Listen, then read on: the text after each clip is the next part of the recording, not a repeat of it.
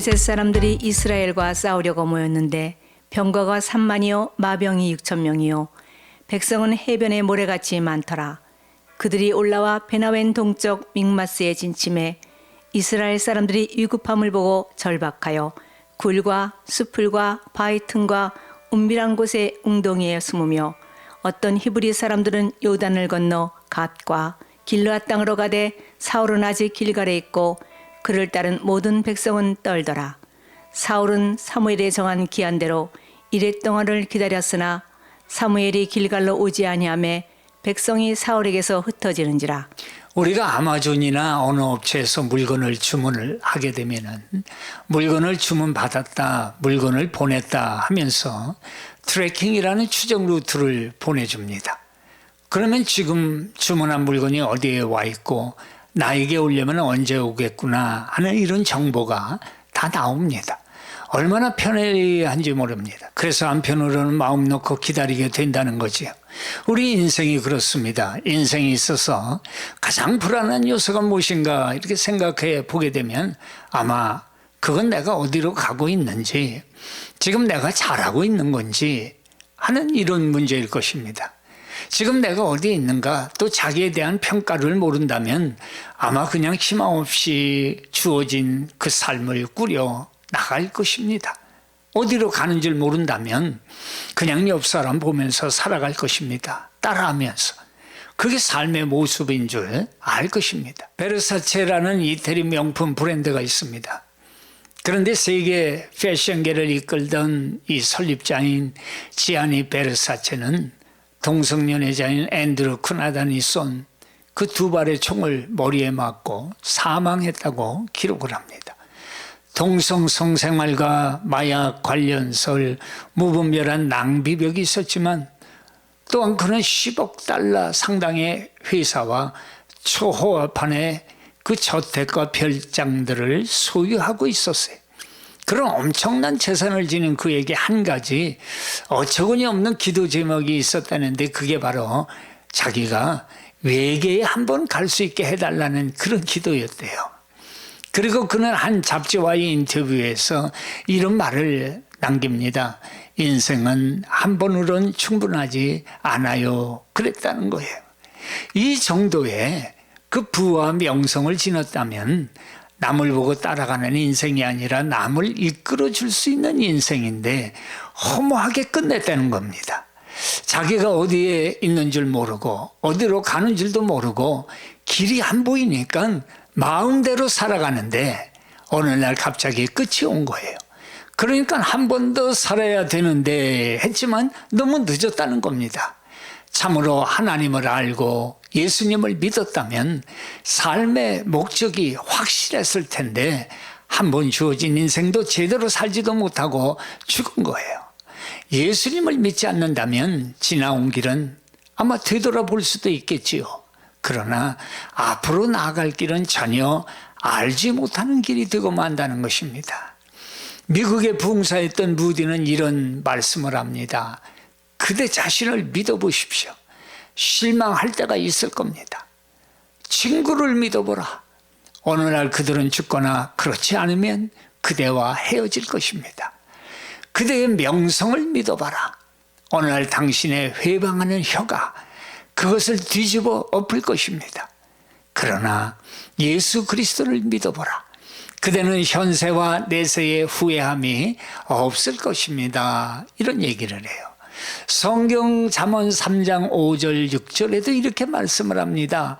너는 마음을 다하여 여호와를 신뢰하고 내 명철을 의지하지 말라. 너는 범사에 그를 인정하라. 그리하면 내 길을 지도하시리라 말씀합니다. 오늘 말씀은 어떻게 시작이 되었냐 하면은 1절을 보면 사울이 이스라엘 왕이 된 지 불과 2년도 채 되지 않은 그런 때였어요. 그때 사울 왕에게는 군사 3,000명이 있었어요. 그리고 3,000명 가운데 2,000명은 자신이 직접 거느렸고 나머지 1,000명은 왕장이 요나단이 이끌고 있었어요. 그런데 아들 요나단이 군사를 이끌고서는 블레셋 영토인 게바라는 곳으로 진격해 들어가서는 게바에 있는 블레셋 그 수비대를 공격을 한 거예요. 물론 요나단이 이끄는 이스라엘 군대가 승리를 거두게 됐죠. 게바의 수비대가 이스라엘의 공격을 받았다는 사실을 알고는 블레셋이 군대를 이끌고 이스라엘 땅으로 쳐들어온 거예요. 그러자 사울이 나팔을 불고 길갈로 사람들을 모은 거예요. 여기서 우리가 주목해 봐야 할 것은 길갈이라는 지역입니다. 길갈은 평지예요. 군대를 추가로 모집하고 집결하기에 굉장히 좋은 장소라는 거예요. 또 다른 이유가 있는데, 먼저는 이스라엘 백성이 40년 동안의 광야 생활을 마치고 요단강을 건너 약속의 땅인 이 가나안에 들어갈 때 첫 발을 내디뎠던 곳이 바로 길갈이라는 거예요. 그리고 두 번째는 이스라엘 백성들이 가나안 땅을 점령할 때에 여호수아가 머물면서 이스라엘을 진두지휘했던 본부가 있던 곳이 바로 길갈이라는 거예요. 이스라엘 역사에 있어서 길갈은 굉장히 중요한 곳이라는 겁니다. 그런데 사울 왕에게는 이런 이유 말고도 더 중요한 의미가 있었는데, 그건 사무엘상 11장 15절에 보면은 사울이 백성들의 지지를 받으면서 이스라엘의 왕으로 추대된 곳이 바로 길갈이었다는 거예요. 그러니까 블레셋의 공격을 받고는 사울 왕이 길갈로 돌아간 것은 한마디로 자신들이 세운 사울 왕이 큰 위기를 맞아서 길갈에 머물고 있다는 소식을 들으면 모든 백성들이 사울 왕을 돕기 위해서 그것으로 모여들 것이라고 생각을 한 거예요. 생각대로 많은 백성들이 길갈로 모여들었습니다. 그런데 5절에 보니까 이스라엘을 공격하기 위해서 쳐들어온 이 블레셋 군대의 규모가 어마무시한 거예요. 병거가 3만이요 마병이 6,000명이요 백성은 해변에 모래같이 많더라. 여기서 병거라는 것은 2마리의 말이 끄는 전투용 마차예요. 병거 한 대 2명, 그러니까 병거에 탄 군사의 수만 해도 자그마치 6만 명이에요. 마병이 6,000명이라고 그래요. 마병은 아시다시피 말을 타고 빠른 속도로 진격해서 상대 진영을 막 흩어뜨리는 역할을 감당하는 선발대 아니에요. 그러니 군사들이 6,000명이 넘었다는 거예요. 그리고 병거나 말을 타지 않은 보병의 숫자도 다 헤아릴 수가 없어서 해변에 모래와 같이 많았다, 이렇게 표현하고 있는 거예요.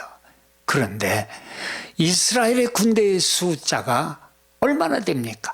겨우 3,000명밖에 되지 않는 거예요. 게다가 이스라엘의 군대는 무기도 편변치 않습니다. 6절 7절에 보면 길갈에 모였던 이스라엘 백성들 중에 요단강 건너 도망쳐버린 사람도 많았대요.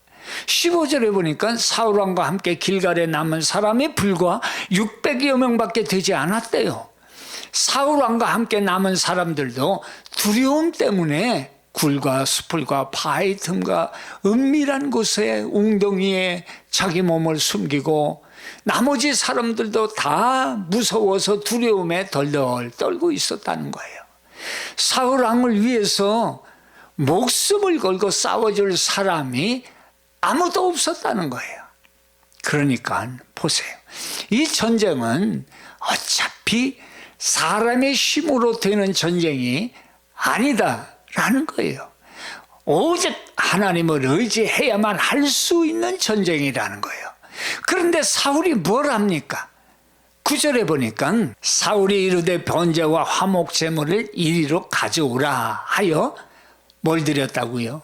번제를 드렸더니, 그래요. 자기가 제사를 드려버리는 거예요. 여기서 우리가 사울 왕의 한 행동을 보면서 고난의 길 속에서도 어떻게 살아야 하나님이 열어주신 그 축복의 길을 걸어갈 수 있을까 하는 것에 대해서 우리가 말씀을 나눠보도록 하겠습니다. 첫째는 뭐냐 하면 조급해하지 말라는 거예요. 사울이 제사를 자기 임의대로 드려버렸지요. 그러자 사무엘이 왔어요. 그러는 말씀을 합니다. 왕이 지금 무슨 일을 행한 겁니까? 물었어요. 이유를 댑니다. 11절에 백성은 내게서 흩어지고 당신은 정한 날 안에 오지 아니하고 블레셋 사람은 믹마스에 모였음을 내가 보았습니다. 이에 대해 내가 이르기를 블레셋 사람들이 나를 치러 길갈로 내려오겠거늘 내가 여호와께 은혜를 간구하지 못하였다 하고 부득이 하여 제사를 드렸습니다. 이렇게 대답해요. 간단히 무슨 말입니까? 제사장이 제사 드리는 건 아는데 두려워서 당신을 기다리지 못했다는 거예요.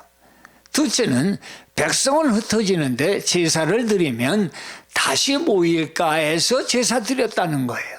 셋째는 하나님의 은혜를 입을까 해서 당신을 기다리지 못하고 내가 드렸다는 거예요.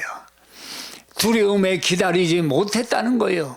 자기가 드려야 한 그런 제사가 아닌데도 불구하고 자기가 드렸다는 거예요.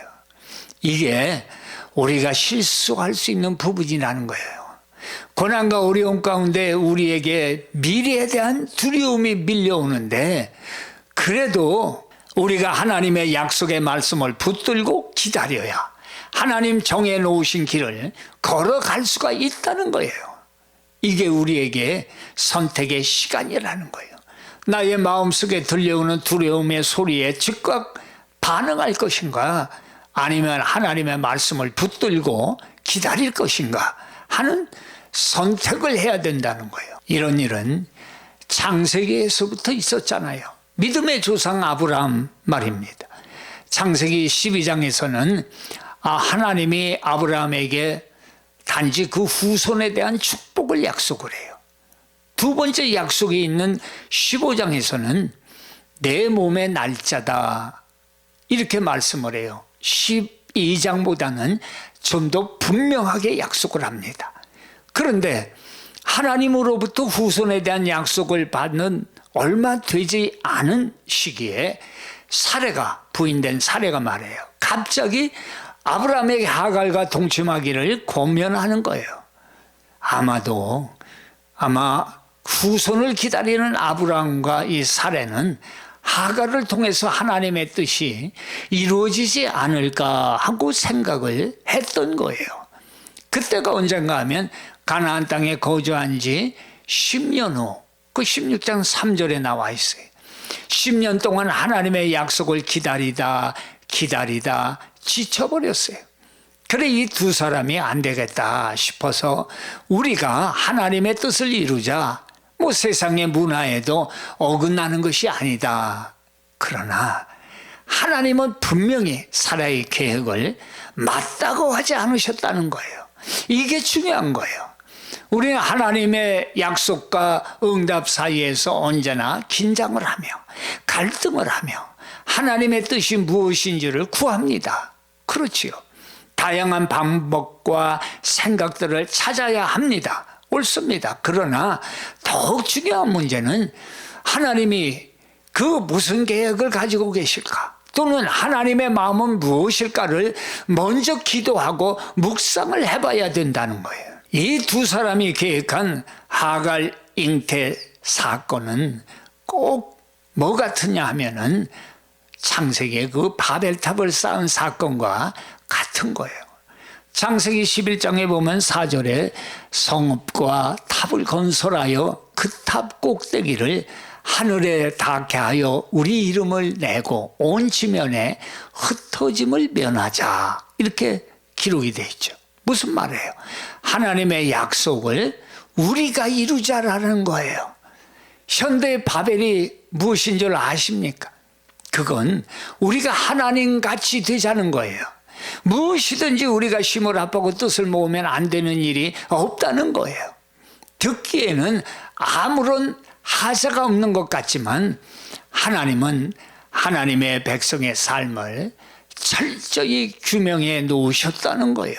그건 하나님의 말씀을 통해 하나님의 뜻을 헤아리고 받은 말씀에 순종하고 언약한 약속을 기다리는 것, 이것이 하나님의 백성의 삶이라고 말씀해 주고 그리고 신앙의 선진들을 통해서 보여주시는 거예요. 그런데 바벨탑을 쌓는 인간도 아브라함과 사레도 지금 우리가 이루자라는 거예요. 생각해 보세요. 하나님 보시기에 어떻겠어요? 결국 흩어지 않으십니까? 바벨도 하갈의 자손도 다 흩습니다. 그리고 또 다른 기다림을 통해서 하나님의 약속의 자녀를 보내주시지 않습니까? 제가 운동을 하러 갔는데 평소같이 운동하시는 장로님이 오시더니 저 죽을 뻔했어요. 왜요? 그랬더니 이야기를 하시는데 부인 권사님하고 자동차 여행을 떠나셨대요. 몬태나주에서 노천 온천을 찾는다고 산으로 올라가다가 길을 잘못 들었대요.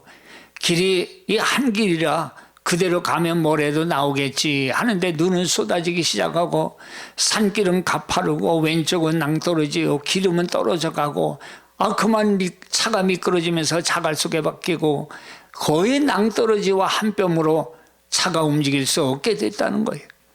거기다가 전화는 신호도 잡히지 않고 외진 몬태나 산길이니 오가는 차가 없더래요. 기온은 영하 18도인데 춥기 시작하더래요. 그래서 차를 켰다 껐다 하면서 히터로 덮이고 있는데 정말 아무도 없더래요. 저녁 5시에서부터 온 밤을 차 속에서 추위와 싸우면서 다음날 오전 10시가 되어도 아무도 없더래요. 오빠 그 차에서 밤을 샌 거예요. 다리 아픈 권사님 두고 혼자라도 걸어서 어딘지 모르지만 도움을 청할까라고 했는데 혼자 가지 말라고 붙드는 바람에 추운 차 속에서 다음날까지 이렇게 된 거예요. 그런데 기도하며 기다리는데 차 한 대가 올라오더래요. 무슨 상관이 자기네 소를 보러 어쩌다 오는데 오늘이 그날이라는 그 목장 주인이 온 거예요. 그러고는 당신에도 정말 하나님이 살려주셨다고, 여기는 아무도 오지 않고 우리도 잘 오지 않는 곳이라고, 그러고는 2시간에 걸쳐서 차를 끄집어내서 손수 운전하고 차를 내려왔다는 거예요. 정말 지옥에서 살아온 것 같이 하나님께 감사했다는 거예요. 기다리고 기도했더니 아무도 오지 않는 그곳에 사람을 보내주셨다는 거예요. 죽을 것 같은 순간에 분명히 우리의 기도를 듣고 계시고 사람을 보내 구원하시고 하나님의 살아계심을 증거해 주신다는 그런 메시지 아니겠어요? 부활하신 예수님은 이런 약속을 해주셨잖아요. 내가 세상의 끝날까지 너희와 항상 함께 있으리라. 마태복음 28장 20절에 말씀하시잖아요. 자, 이제 약속하신 축복의 길을 걷는 두 번째는 하나님을 예배함의 동기가 순수해야 한다는 것입니다. 12절에 보면 이에 내가 이르기를 블레셋 사람들이 나를 치러 길갈로 내려오겠거늘 내가 여호와께 은혜를 간구하지 못하였다 하여 부득이하여 번제를 드렸나이다. 이렇게 말하죠. 그럴듯한 말이지만 자기의 목적을 위해서 제사를 드렸다는 거예요. 자기가 드려서는 안 되고 사무엘이 온다고 했으면 기다려야 했어요. 제사를 자기가 드린 그 목적이 무엇이었겠습니까? 자기 얼굴이에요. 전쟁에서 진다면 자기가 뭐가 되겠냐라는 거예요. 그런데 제사는 자기 목적을 위해서 드리는 것이 아니라는 것입니다. 성공의 한 수단도 아니라는 거예요. 하나님께만 드리는 거라는 거예요. 오늘날도 마찬가지 아닙니까? 우리의 예배는 누구를 위해서 예배를 드리냐라는 거예요.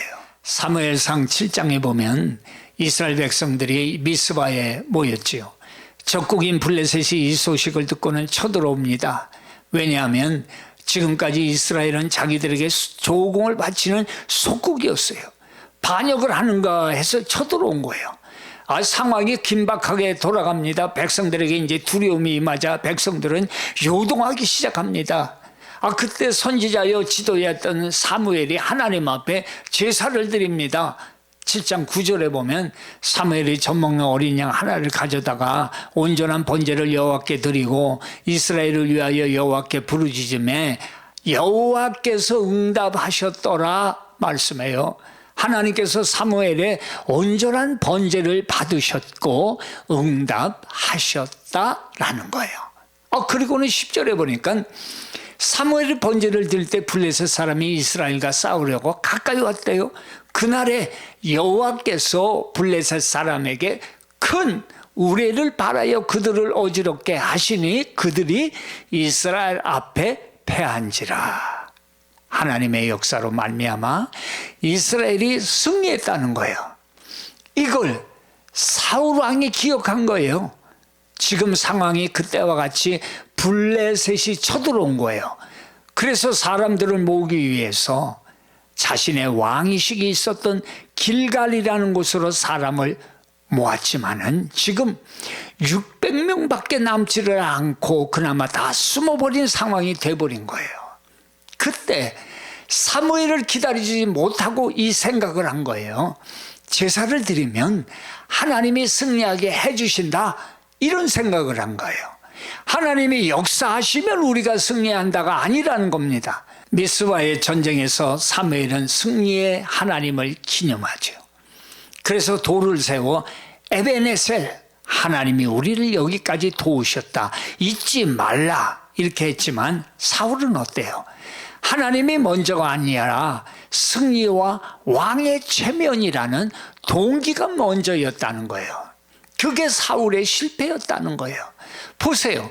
훗날에도 사울 왕과 아멜렉과 전쟁에서 사울 왕이 승리하잖아요. 15장에 보면 사울이 갈멜에 이르러 자기를 위하여 기념비를 세우고 발길을 돌려 길갈로 내려갔다, 이렇게 기록을 하죠. 참 길갈을 좋아했던 것 같아요. 자기를 기념했다는 거예요. 오늘의 블레셋과의 전쟁에서 사울이 이 사실을 기억하고는 제사를 자신의 승리의 도구로 사용했다는 것입니다. 오늘날 예배란 무엇인가 하는 질문을 던집니다. 오직 하나님만을 생각하는 것이 예배예요. 오직 하나님을 증거하는 것이 예배예요. 오직 하나님 한 분만이 영광을 받으시는 것이 예배인 줄 믿습니다. 사람의 영광, 문제 해결이 아니라 그건 하나님께 영광 뒤에 눈에 보이는 부수적인 은혜라는 거예요. 예배는 오직 하나님께 영광이라는 동기가 순수해야 한다는 것입니다. 베드로전서 4장 11절에도 말씀하잖아요. 만일 누가 말하려면 하나님의 말씀을 하는 것 같이 하고, 누가 봉사를 하려면 하나님의 공급하시는 힘으로 하는 것 같이 하라. 이는 범사의 예수 그리스도로 말미암아 하나님이 영광을 받으시게 하려 함이니 그에게 영광과 권능이 세세에 무궁토록 있느니라. 아멘. 말씀하죠. 자, 조셉 스토웰이라는 목사님은 이런 얘기를 해요. 자기 중심적으로 사는 사람들의 가장 저급한 행위의 하나는 다른 이의 공로를 자기 것으로 가로채는 일이다, 이런 얘기를 해요. 그러면서 자기 간증을 하는데 자기가 목회를 시작했을 때 하나님께서 참 복을 많이 교회에 부어주셨대요. 오늘 목회자들 그 모임이 있어서 참석했는데 사람들이 요새 교회가 어떠냐고, 부흥하지 않냐고 질문을 받게 됐대요. 그래서 그 순간 자기도 모르게 굉장한 일이 벌어졌다고 간증을 이제 그대로 한 거예요. 그런데 마음의 느낌이 오더래요. 자기의 그 말이 다른 목회자들에게 낙심을 주게 되었겠구나 하는 생각이 들더래요. 특별히 성도가 별로 없고 어려움이 많은 교회 목사들에게 낙심을 주었다는 것을 곧 깨닫게 되었다는 거예요. 그리고는 내가 이렇다라는 자기의 자랑하는 마음이 자기 속에 가득했다는 것을 알게 됐다는 거예요. 목사뿐이겠어요. 성도들도 자기 축복에 대해서 간증하다 보면 자기 무용담이 되고 덧붙이게 되고 하나님은 사라지고 내가 믿음의 사람이 되고 나의 능력이라고 자랑할 수가 있다는 거예요. 조심해야 합니다. 기껏 축복받고 육으로 마칠 수가 있기 때문이라는 거예요. 간증도 자기 자랑이 되어서는 안 된다는 것이죠. 바울은 고린도후서 12장 9절 이하로 이렇게 자랑해요. 내 은혜가 내게 족하다. 이는 내 능력이 약한 데서 온전하여짐이라 하신지라. 그러므로 도리어 크게 기뻐함으로 나의 여러 약한 것들에 대하여 자랑하리니 이는 그리스도의 능력이 내게 머물게 하려 함이라. 그것이 바로 십자가의 능력인 것입니다. 오직 예수님입니다. 약속의 축복의 길을 걷는 세 번째 길은 바른 길을 가는 것입니다. 바른 길이라는 그 말씀에 대해서 순종하며 가는 길이에요. 하나님의 뜻이 무엇인지를 구할 때 하나님은 지혜 주세요. 그리고 그 길이 지금 당장은 어떤 결과의 모습을 보이지 않더라도 결국은 가장 좋은 곳으로 함께 해 주신다는 거예요. 영적인 분별력이 있어야 한다는 거예요. 내가 할 수 있는 일과 내가 할 수 없는 일에 영적인 분별력이 있어야 된다는 거예요. 보세요. 13장 5절 읽은 말씀처럼 병거가 3만이요 마병이 6천이요 백성은 해변에 모래같이 많더라. 15절에 보면 결국 사울왕과 함께 길갈에 남은 사람은 불과 600명밖에 되지 않아요. 그마저 다 숨어버렸어요. 사울왕 위에 목숨을 고 싸워줄 사람이 아무도 없었다라는 거예요. 그러니까 보세요. 이 전쟁은 어차피 사람의 힘으로 되는 전쟁이 아니라는 거예요. 전쟁 승리의 유일한 방법은 하나님이 개입하셔야 한다는 거예요. 이 영적 분별력이 없으니까 제사 드리면 승리한다고 제사를 자기 손으로 드려버린 거 아닙니까? 제사가 문제가 아니라 하나님의 임재가 있어야 한다는 영적인 분별력을 잃어버린 거예요. 그때 사무엘이 13절에 사울에게 이르되 왕이 망령때에 향하였도다. 왕의 하나님 여호와께서 왕에게 내리신 명령을 지키지 아니하였도다. 그리하였더라면 여호와께서 이스라엘 위에 왕의 나라를 영원히 세우셨을 것이거늘 순종하지 않는으로 말미암아 그 후 계속적으로 분별력을 잃고 아멜렉과의 전쟁에서도 마음대로 살려주는 죄를 범하고 마는 거 아닙니까? 빌립보서 4장 20절에 하나님 곧 우리 아버지께 세세무궁토록 영광을 돌릴지어다. 아멘. 선포하지요. 오직 하나님께만 영광입니다. 예수님의 생애는 하나님의 영광을 위한 생애였습니다. 십자가를 질 수밖에 없는 최후의 순간에도 부활의 영광을 위해 순종을 하신 거예요. 우리는 하나님이 가이드해 주시는 말씀에 둘레길을 걷을 때만이 안전합니다. 목적지가 안 보인다고 조급해하지 마십시오. 예배는 축복의 도구가 아니라 하나님께 영광입니다. 영적인 분별력은 하나님께 순종하는 것에서부터 나오는 것입니다. 이 축복의 길을 걸으시기를 축원합니다. 아멘.